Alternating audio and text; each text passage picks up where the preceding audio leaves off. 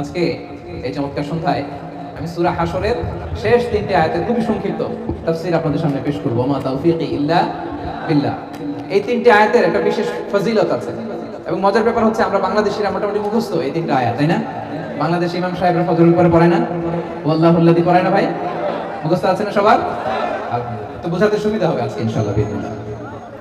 এই তিনটা আয়াতের একটা ফজিলত আছে, ভার্চিউ বা ফজিলত সুনানে তিরমিজিতে বর্ণিত হয়েছে। রাসূলুল্লাহ সাল্লাল্লাহু আলাইহি ওয়াসাল্লাম বলেন, মান ক্বালা হিনা ইউসবিহু সালাস মাররাতিন আউযু বিল্লাহিস সামিউল আলিম মিনাশ শাইতানির রাজীম, যে ব্যক্তি সকালবেলা তিনবার পড়বে আউযু বিল্লাহিস সামিউল আলিম মিনাশ শাইতানির রাজীম ওয়া ক্বারাআ সালাসা আয়াতিন মিন আখিরি সূরাতিল হাশর, এরপর সূরা হাশরের শেষ তিন আয়াত পড়বে, ওয়াক্কালাল্লাহু বিহি ৭০,০০০ মালাক লাহু ইউসাল্লুনা লাহু। আল্লাহু আকবার। আল্লাহ তাআলা ওই ব্যক্তির জন্য ৭০,০০০ ফেরেশতা নিয়োগ করবে যারা এই ব্যক্তির জন্য হাত্তা ইউমসিয়া সন্ধ্যা পর্যন্ত দোয়া করতে থাকে। ওয়া ইন মাতা ফি যালিকাল ইয়াউম, আর এটা পরে ওই দিন যদি তার মৃত্যু হয়, মাতা শাহীদা, সে শাহাদাতের মৃত্যু নসিব করবে। ওয়া ইন ক্বারাআহা হিনা ইউমসি কানা লাকা বিতিলকা মানজিলা, আর সন্ধ্যাবেলাও যদি কেউ এভাবে তিনবার আউযু বিল্লাহিস সামিউল আলিম পড়ে সূরা হাশরের শেষ তিন আয়াত পড়ে, তার জন্য একই ফজিলত রয়েছে। পড়েন সুবহানাল্লাহ।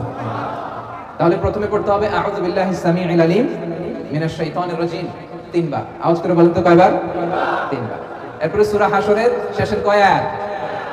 এটা যদি পড়েন দুইটা ফজিলত। পড়ার সাথে সাথে সন্ধ্যা পর্যন্ত ৭০,০০০ ফেরেশতা আপনার জন্য দোয়া করবে।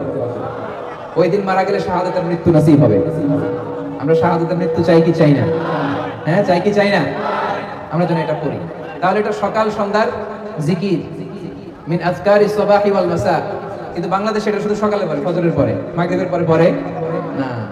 এটা ঠিক করে নেবেন, এটা সকালেও পড়বেন, সন্ধ্যাবেলাও পড়বেন। আমাদেরকে রাসূলুল্লাহ সাল্লাল্লাহু আলাইহি ওয়াসাল্লাম কিছু আযকার শিখিয়েছেন, কিছু দোয়া, যেগুলো পড়লে শয়তানের বিরুদ্ধে আল্লাহ তাআলার পক্ষ থেকে আমাদের জন্য এটা প্রোটেকশন হিসেবে কাজ করে। সুবহানাল্লাহ পড়েন। যেমন এই যে সূরা হাশরের শেষ তিন আয়াত, যেমন আয়াতুল কুরসি, যেমন তিন কুল। এই সূরা হাশরের শেষ তিন আয়াতের এত ফজিলতের কারণ হচ্ছে এই শেষ তিনটি আয়াতে আল্লাহ তাআলা তার নিজের ১৪টি নাম উল্লেখ করেছেন। কয়টি? ১৪টি। কালামুল্লাহ মাজিদের কোন সূরায় কোন জায়গায় এভাবে টানা আল্লাহ তাআলার এতগুলো আসমাউল্লাহিল হুসনা সিফাতি নাম বা গুণবাচক নাম একসাথে খুঁজে পাওয়া যায় না। এখানে ১৪টা নাম পাওয়া যায় আল্লাহ।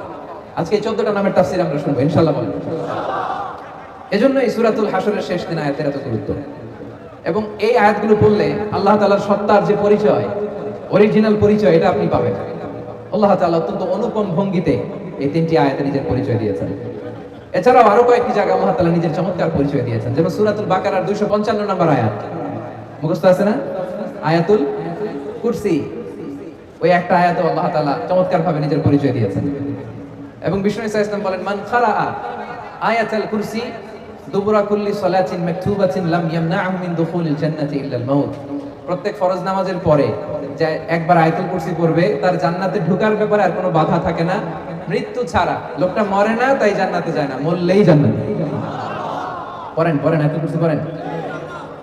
এরপরে সূরাতুল ইখলাসের ছোট্ট ৪টা আয়াতে আল্লাহ তাআলা অসাধারণ করে অনুপম ভঙ্গিতে নিজের পরিচয় দিয়েছেন। কুল হুয়াল্লাহু আল্লাহুস লাম ইয়ালিদ ওয়া লাম ইয়াকুল লাহু, অসাধারণ পরিচয়। ঠিক তেমনি ভাবে সূরাতুল হাশরের এই শেষ তিনটি আয়াতে আল্লাহ তাআলা চমৎকার ভাবে নিজের পরিচয় দিয়েছেন এবং এগুলোকে বলা হয় আসমাউল্লাহিল হুসনা, আল্লাহর সুন্দর সুন্দর নাম। আল্লাহর নামের চাইতে সুন্দর নাম আর হতে পারে? বলেন, সুন্দর নাম আর হতে পারে? ওয়ালিল্লাহি আল আসমাউল হুসনা ফাদউহু বিহা। আল্লাহর অনেকগুলো সুন্দর সুন্দর নাম আছে। আল্লাহ বলেন এগুলো ধরে ধরে তোমরা আমাকে ডাকো। আল্লাহর মোট নামের সংখ্যা, এই সিফাতি নামের সংখ্যা হচ্ছে ৯৯টা। ইন্না লিল্লাহি, সহিহ বুখারীর বর্ণনা, ইন্না লিল্লাহি ৯৯ ইসমা মিআতান ইল্লা ওয়াহিদা। বিষ্ণু বলেন আল্লাহর ৯৯টা নাম আছে, এক কম ১০০, এক কম ১০০। মান আহসাহা দাখালাল জান্নাহ, যে ব্যক্তি এই ৯৯ নাম মুখস্থ করে হৃদয়ে ধারণ করবে আল্লাহ তাআলা তাকে জান্নাত দিয়ে দিবেন। শুধু মুখস্থ করলেই চলবে না, মুখস্থ করে এটার অর্থ বুঝতে হবে, এটার দাবি কি সেই দাবি মানতে হবে। কারণ বিষ্ণু বলেন নাই মান হাফিযাহা দাখালাল জান্নাহ, তিনি বলেছেন মান আহসাহা দাখালাল জান্নাহ। এটাকে পড়তে হবে, মুখস্থ করতে হবে, হৃদয়ে ধারণ করতে হবে এবং এই নামের যে দাবি, সেই দাবি পূরণ করলে তাকে জান্নাতের মালিক বানাই দিবে কে? এবং বিষ্ণু ইসা ইসলাম আল্লাহ তাআলার এই চমৎকার অনুপম নামগুলো ধরে ধরে এগুলোর ওসিলা দিয়ে আল্লাহর কাছে দোয়া করতেন। বিষ্ণু বলতেন আসআলুকা বিকুল্লি ইসমিন হুয়া লাক সাম্মাইতা বিহি নাফসাক, আল্লাহ আপনার যত নাম আছে, যে নামগুলো দিয়ে আপনি আপনার নিজেকে নামকরণ করেছেন, ওই সব নামের ওসিলা দিয়ে আমি আপনার কাছে চাই। আও আনজালতাহু ফি কিতাবিক, অথবা আপনার যত নাম আপনি আপনার কোন আসমানি কিতাবে নাজিল করেছেন সেগুলোর ওসিলায় আমি আপনার কাছে চাই। আও আল্লামতাহু আহাদাম মিন খালকিক, অথবা আপনি আসমানি কিতাবে নাজিল করেন নাই, আপনার কোন প্রিয় বান্দাকে আপনি স্পেশালি জানিয়েছেন, কোন নবীকে স্পেশালি কোন স্পেশাল নাম জানিয়েছেন, ওইটার ওসিলায় আপনার কাছে আমি চাই। আও ইস্তাসারতা বিহি ফি ইলমিল গায়বি ইনদাক, অথবা আপনার যেই নাম কোরআনেও নাই, হাদিসেও নাই, কোন নবী ওলিদেরও জানেন নাই, এই নাম শুধু আপনি জানেন, দুনিয়ার কেউ জানে না, ওই নামগুলোর ওসিলাতেও আপনার কাছে চাই। সুবহানাল্লাহ পড়বেন না? তার মানে বিষ্ণু ইসা ইসলাম আল্লাহর নামগুলো ধরে ধরে দোয়া করতেন। আজকে আমরা এই 14টা নামের তাফসীর শুনবো ইনশাআল্লাহ বিসমিল্লাহ। তাহলে আমরা আর কাল বিলম্ব না করে সরাসরি সূরাতুল হাশরের শেষ 3 আয়াতের তাফসীরের দিকে যাচ্ছি। পড়ুন, আওয়াজ করে আমার সাথে সাথে পড়ুন। আউযু বিল্লাহি মিনাশ শাইতানির রাজীম, বিসমিল্লাহির রাহমানির রহিম। হুয়াল্লাহুল্লাযী লা ইলাহা ইল্লা হু আলিমুল গায়বি ওয়াশ শাহাদাতি হুয়ার রাহমানুর রহিম। সুবহানাল্লাহ পড়ুন।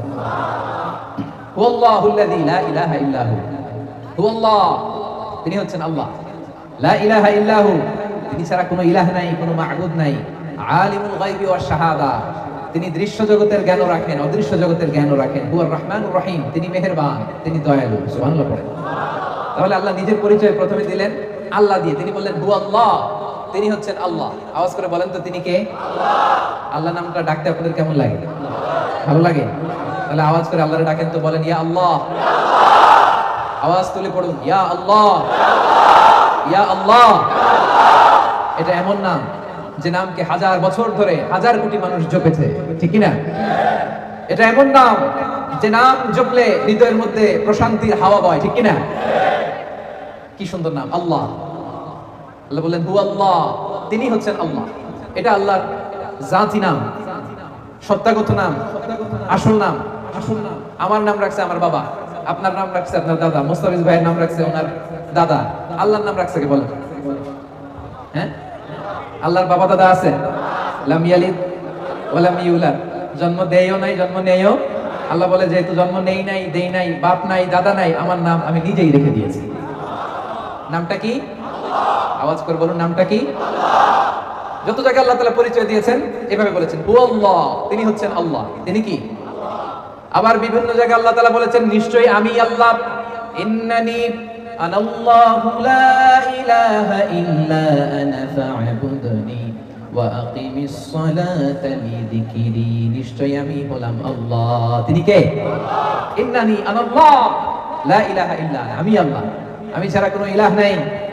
এক ইলাহ, তিনি প্রথম, তিনি শেষ, তিনি প্রকাশ্য, তিনি গোপন। যখন কেউ ছিল না তখন ছিল কে? যখন কেউ থাকবে না তখন থাকবে কে? তিনি সূচনাহীন, অতীত থেকে আছেন, তিনি শেষহীন, ভবিষ্যৎ পর্যন্ত থাকবেন। হুয়াল আউয়াল হুয়াল আখির, তিনি প্রথম, তিনি শেষ, ঠিক কি না? এজন্য রব্বুল আলামিন বলেন হুয়াল আউয়াল ওয়াল আখির ওয়াল যাহির ওয়াল বাতিন ওয়া হুয়া বিকুল্লি শাইইন আলিম। আল্লাহ বলেন আমি প্রথম, আমি শেষ, আমি প্রকাশ্য, আমি গোপন, আমার আগেও কেউ নাই, আমার পরেও কেউ নাই। তিনি কে? প্রথমে আল্লাহ আল্লাহ, শেষেও আল্লাহ আল্লাহ, আকাশে আল্লাহ আল্লাহ, জমিনে আল্লাহ আল্লাহ। পড়েন প্রথমে আল্লাহ আল্লাহ, শেষেও আল্লাহ আল্লাহ, আকাশে আল্লাহ আল্লাহ, জমিনে আল্লাহ আল্লাহ। নিখিল জাহান গাই গুণগান তার নামে গাই, আমরাও পারি তাআলা হামদে পারি তাআলা। সুবহানাল্লাহ পড়েন। ওয়াল আউয়াল ওয়াল আখির ওয়াল যাহির ওয়াল বাতিন, তিনি প্রথম, তিনি শেষ, তিনি প্রকাশ্য, তিনি গোপন। হুয়াল্লাহুল্লাযী লা ইলাহা ইল্লা হু, আল্লাহ বলেন তিনি আল্লাহ যিনি ছাড়া কোনো ইলাহ নাই। আমাদের ইলাহ কয়জন? আওয়াজ করে বলতে হবে ইলাহ কয়জন? ওয়া ইলাহুকুম ইলাহু ওয়াহিদুন লা ইলাহা ইল্লা হু, তিনি এক ইলাহ, একাধিক ইলা আমাদের ধর্মে নাই, ঠিক কিনা? ইলাহু ওয়াহিদ, এক ইলা। এক ইলা হইলে আমাদের জন্য সুবিধা বেশি না ইলা বেশি হইলে সুবিধা বেশি, বলেন তো? আমার মালিক একজন হইলে ভালো না তিনজন হইলে ভালো? একজন হইলে তিনি যা বলে ওইটা মানলেই হয়েছে, ঠিক কিনা? ওনার মন জোগাড় চলতে পারলেই হয়েছে, ঠিক কিনা? তিনজন যদি হয়, হ্যাঁ, ঝামেলা আছে না নাই? একজন বলবে এটা করলি না কেন, উনি বলবে এটা করলি না কেন, সে বলবে এটা করলি না কেন। না, আমাদের এক খোদা, এক ইলা, তারে খুশি করতে পারলে আমাদের সব হয়ে গেল। চিল্লায় বলেন ঠিক কিনা?